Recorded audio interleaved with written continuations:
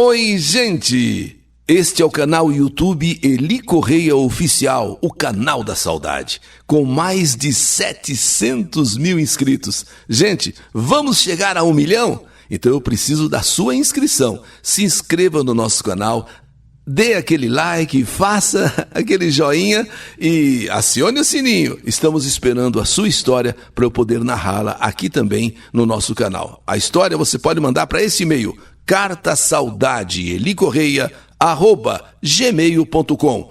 E não se esqueça, toda segunda-feira às 19 horas, um grande convidado aqui no canal YouTube, no nosso podcast Eli Correia. E no canal YouTube Eli Correia Oficial, Noite Fria, 4 doses de cunhaque e a tragédia. Quando chega a época fria, é impossível eu não me entristecer. Essa época mais fria do ano me traz muitas recordações. Porém, recordações ruins de uma coisa que aconteceu em minha vida há alguns anos atrás e que eu sei que jamais sairá da minha memória. Meu marido, Rosinaldo, sempre foi um homem muito honesto, trabalhador e um ótimo marido. Rosinaldo sempre trabalhou como chapa. E para quem não conhece essa profissão, chapa são aqueles que ficam à beira das estradas, geralmente nas entradas das grandes cidades, oferecendo auxílio como guia e ajudante aos caminhoneiros que vêm de fora. E graças a Deus, todos os dias meu marido pegava algum serviço. Ele subia no caminhão, indicava para o motorista até o seu destino final e ainda ajudava a descarregar as mercadorias que os caminhoneiros transportavam. O que ele ganhava não era muito, mas era o suficiente para o nosso sustento. E eu o ajudava trabalhando de empregada doméstica.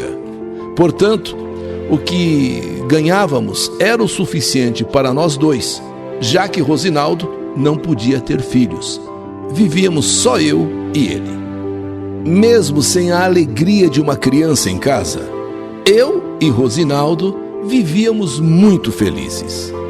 Rosinaldo, um homem muito alegre, gostava muito do que fazia e sempre falava que o seu maior sonho era o de um dia poder ter um caminhão. Até então ele trabalhava como chapa. Na entrada da cidade, das grandes cidades, das grandes capitais, sempre tem os chapas, eles entram no caminhão e guiam o caminhão até onde o caminhão tem que ir, porque às vezes o motorista do caminhão não conhece a cidade, né? Então o chapa, ele guia o caminhoneiro até chegar no seu destino e depois ajuda inclusive a descarregar. Mas ele, Rosinaldo, dizia, o meu sonho é ainda ter um caminhão. E com isso ele dizia que entregaria a nossa casa simples onde morávamos e eu e ele viveríamos viajando pelo Brasil, não tínhamos filhos mesmo, e moraríamos no caminhão. Olha, vida de viajante, moraríamos no caminhão. Os olhos de Rosinaldo até brilhavam quando ele falava em ter o seu caminhão. Nas nossas viagens, vamos entregar essa casa, vamos viver no caminhão, vamos morar no caminhão.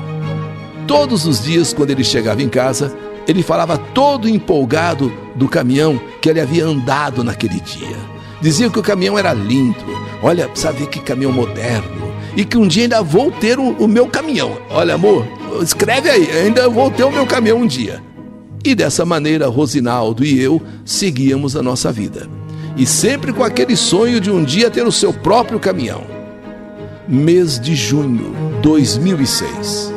Rosinaldo, como sempre fazia, acordou bem cedinho, fez uma garrafa de café, pegou sua mochila e foi para a beira da rodovia, à beira da estrada. Assim que se despediu de mim e saiu de casa, Rosinaldo voltou e pediu para que eu pegasse mais uma blusa, pois aquele dia 6 de junho estava muito frio, frio mesmo. E então entreguei a ele mais uma blusa e ele me disse, meu amor, faz uma sopa de músculo pra gente tomar na janta. Quando eu voltar, eu quero tomar essa sopa. Capricha aí e faz aquela sopa que só você sabe fazer. Logo, eu também fui trabalhar, como eu disse, de empregada doméstica. E o dia seguiu tranquilamente. No final da tarde, eu saí do emprego. Passei no açougue, comprei o músculo para fazer a sopa que tanto Rosinaldo pediu e gostava. E eu ainda pensei assim comigo mesma: Rosinaldo acertou em pedir uma sopa para hoje, pois está tão frio que uma sopa bem quentinha vai cair muito bem, ainda mais uma sopa de músculo. Rosinaldo não tinha um horário certo para voltar para casa, mas geralmente não passava das 20 horas. Só que naquela terça-feira, 6 de junho, Rosinaldo já estava me deixando preocupada. Já era 21h30 e nada de Rosinaldo chegar. Sempre quando passava alguém na rua, eu já dava uma espiada na janela para ver se era ele, mas não era. Quando deu 10 horas da noite, eu já não aguentava de preocupação. Eu comecei a procurá-lo pela vizinhança, já que Reginaldo sempre foi amigo de todos aqui na Vila Galvão. Vou na casa de um, vou na casa de outro, nada. Quando deu meia-noite, eu entrei em parafuso. Quando deu meia-noite, eu entrei em desespero total. Fui na casa da minha irmã e queria que ela fosse comigo até a polícia. Mas ela então me acalmou, dizendo que não adiantava nada eu ir à polícia. Até mesmo porque Rosinaldo estava atrasado só por algumas horas. Talvez tivesse tido um serviço extra. E pior, que naquela época não tinha como me avisar, pois não existia celular assim tão fácil. E não tínhamos um telefone fixo em casa. Além do mais, a polícia só considera uma pessoa desaparecida com mais de 24 horas de sumiço. Mas meu cunhado, mesmo assim, para me tranquilizar, resolveu sair com alguns amigos pelo bairro para ver se via Rosinaldo ou se alguém tinha alguma notícia dele. Voltei para casa muito aflita. Eu queria acreditar que tudo estivesse bem. E no caminho até pensei que quando chegasse em casa, Rosinaldo já teria chegado. Mas que nada, Rosinaldo não estava em casa não. Foi quando eu comecei a sentir no meu coração alguma coisa estava errada. Eu comecei a sentir uma angústia muito grande dentro de mim, sabe aquele aperto no peito? E quando foi por volta das 5 da manhã, a minha irmã bateu na porta de casa. Quando eu abri a porta, ela já me abraçou e começou a chorar. Mesmo sem ela me dizer nada, mesmo sem ela me dizer um A sequer, eu já sabia que o pior tinha acontecido. Imagina, minha irmã, 5 horas da manhã, e quando eu abro a porta, ela me abraça chorando. Meu cunhado, que a acompanhava, foi logo dizendo: encontraram o Rosinaldo próximo à rodovia, caído em um córrego, e infelizmente ele morreu afogado. Eu não conseguia acreditar naquilo. Como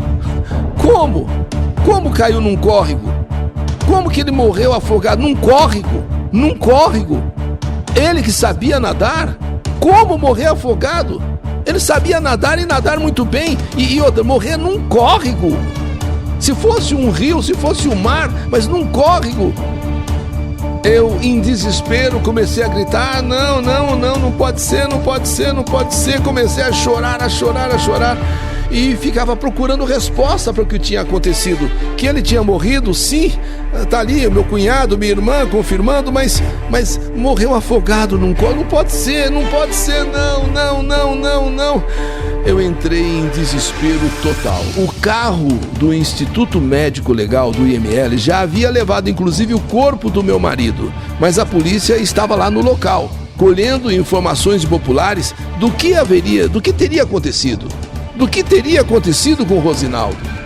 E eles então, conversando com o dono de um bar próximo ali ao córrego, a polícia foi informada que Rosinaldo havia entrado ali perto das 8 horas, faltavam umas 7h30, e tomou cerca de 4 doses de cunhaque para espantar o frio. Porque muita gente fala que o cunhaque esquenta o frio. Nada melhor do que o cunhaque para esquentar o frio. E o dono do bar disse que estranhou, pois conhecia Rosinaldo e sabia que ele não bebia. Mas, devido à noite fria, alguém deve ter falado para ele: toma um cunhaque que esquenta. Bom, o dono do bar disse que até Rosinaldo saiu meio assim, sabe, meio aéreo do bar, com 4 doses, e disse ainda que chamou ele para ele esperar um pouco antes de ir embora. E assim, meio alterado, pelo caminho escuro, Rosinaldo respondeu que estava com pressa, que ia para casa, porque uma bela sopa de músculo o esperava. Estava esperando por ele, que a mulher dele havia feito uma bela de uma sopa de músculo, ele estava com vontade de tomar a sopa. E foi assim que meu marido, que não estava acostumado a beber, tomou aquelas 4 doses de cunhaque, que alguém deve ter falado para ele que esquentava o frio, que espantava o frio, e ao cruzar aquela ponte, é uma ponte improvisada de madeira, ele tropeçou e caiu no córrego. Ele estava alterado pelas 4 doses de cunhaque. Ele, ao passar por aquela ponte de madeira, que é uma ponte improvisada, tropeçou e caiu no córrego. O laudo do IML não constatou a sua morte por afogamento, e sim por hipotermia. E o que é hipotermia? É a queda acentuada da temperatura corporal, o que causa um prejuízo ao funcionamento do organismo e pode levar à morte. Então, a única causa da hipotermia é a longa exposição ao frio intenso. Ele tropeçou, estava meio alterado pelas 4 doses de cunhaque, tropeçou ali na ponte improvisada de madeira, caiu no córrego. Ele inclusive, mesmo bêbado, naquele córrego, ele tentou chegar até a margem. Porém não conseguiu sair da água. Ele chegou até a margem, não conseguiu sair da água e acabou adormecendo ali mesmo, apoiado em um barranco, mas com o seu corpo naquela água gelada e naquela noite fria, o seu corpo acabou congelando e ele morreu por hipotermia. Segundo o dono do bar, Rosinaldo deixou o bar por volta das 7h30, 7h40 e só foi achado no córrego na manhã, às 4h30 da manhã. E foi dessa maneira tão tola, tão boba, que eu perdi o meu companheiro Rosinaldo, aquele que sonhava em ter o seu caminhão, aquele que sonhava em nós vivermos no caminhão, morarmos no caminhão pelas estradas do Brasil.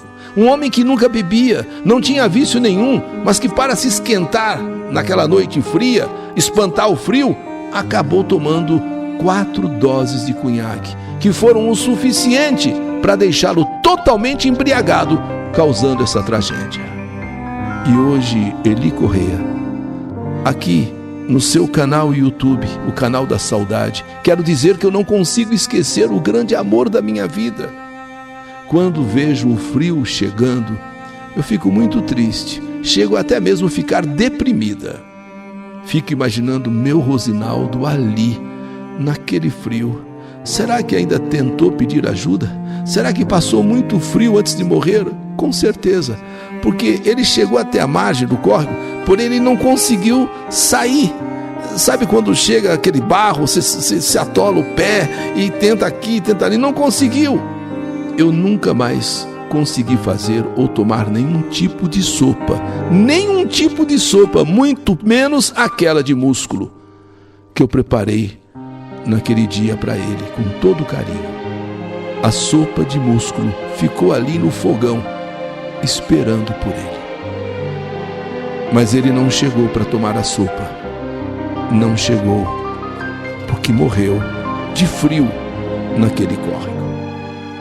Eu que esperava por ele, todo feliz, depois de mais um dia de trabalho, me contando sobre o caminhão que ele havia andado, tomaria aquele banho quentinho, iria tomar a sopa comigo, a sopa de músculo que ele pediu para que eu fizesse, e depois iríamos dormir e nos aquecer juntinhos na cama. Mas isso não aconteceu. As horas foram passando, Rosinaldo não chegava, e na madrugada, a triste notícia que eu tinha perdido o meu amor para sempre. Como foi triste voltar do enterro de Rosinaldo e ver aquela sopa fria, gelada em cima do fogão. Ah, meu amor, ah, Rosinaldo, aqui sua esposa Betina, que não esquece de você um só dia. Manda essa carta para o Eli Correia narrar a nossa história, Rosinaldo. Sim, meu amor, que saudade de você. Meu amor, tá me devendo aquele caminhão, a gente morar no caminhão, a gente viajar pelas estradas do Brasil. Nada disso, acabou tudo. Um beijo para você aí no céu e até o nosso reencontro, Rosinaldo. Betina, com todo amor. Que saudade de você! Noite Fria, as 4 doses de cunhaque e a tragédia. História do canal YouTube Eli Correia Oficial.